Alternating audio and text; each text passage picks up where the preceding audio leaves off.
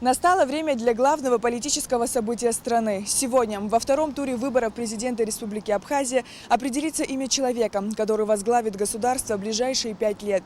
Люди, понимающие свою ответственность за будущее страны, с раннего утра приходят на избирательные участки, чтобы выполнить свой гражданский долг. Давайте узнаем, как проходит процесс голосования на втором избирательном участке 6-го округа, который расположен в здании армянской школы.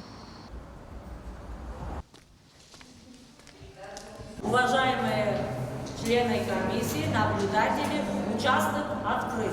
Начинаем работать. Избирательные урны проверены, бюллетени со списком кандидатов разложены по столам членов комиссии. Участок начал свою работу с 8 часов утра. А вот и самые ответственные граждане пришли в первые минуты работы избирательного участка. Мира нашей стране и процветания. Вот такой у меня построй. Кто бы из президентов не был, пускай он сделает все, чтобы народ жил лучше, чтобы народ поднялся. И главное, чтобы Абхазия расцветала. Я уже за свою жизнь 85 лет мне. Для меня это праздник. Как я помню, в детстве голосовали, вместе с родителями шли мы. Потом взрослели. Так что для меня это добрый, хороший день. Ну, как считается, как праздник. Отличное настроение. Чтобы все хорошо было. Больше нам ничего не надо. Среди них Мануэль Джагаев, который спешил на свадьбу в воскресный день, но прежде гражданский долг. Честно говоря, сегодня на свадьбу приглашенный, еду с радостью. Думаю, что все будет нормально, и выборы, чтобы самое главное, прошли тихо, спокойно, чтобы все было на высшем уровне. Голосование – важное мероприятие. Надо отложить все свои дела и проголосовать, отметила Кама Касландзе, которая пришла на избирательный участок вместе со своей маленькой внучкой. Я с внучкой стою, я, конечно, желаю своей стране процветания, преодоления всех препятствий. Дай Бог, Бог на нас посмотрит, и все у нас будет хорошо. Надежды большие, а как-то больше надежды, чем ожидаемого. На данном участке также проголосовал абхазский поэт, писатель Терен Чане.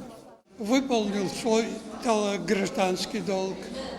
Ваши пожелания будущему президенту?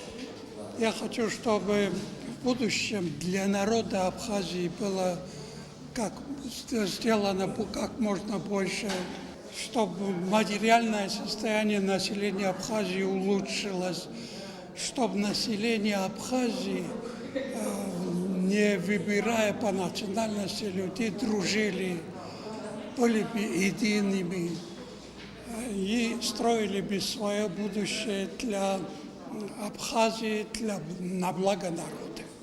По словам членов избирательной комиссии избирательного участка номер 2 6-го округа города Сухум, процедура голосования проходит здесь без нарушений. В участке 1750 избирателей. Комиссия продолжает свою работу. Все на месте.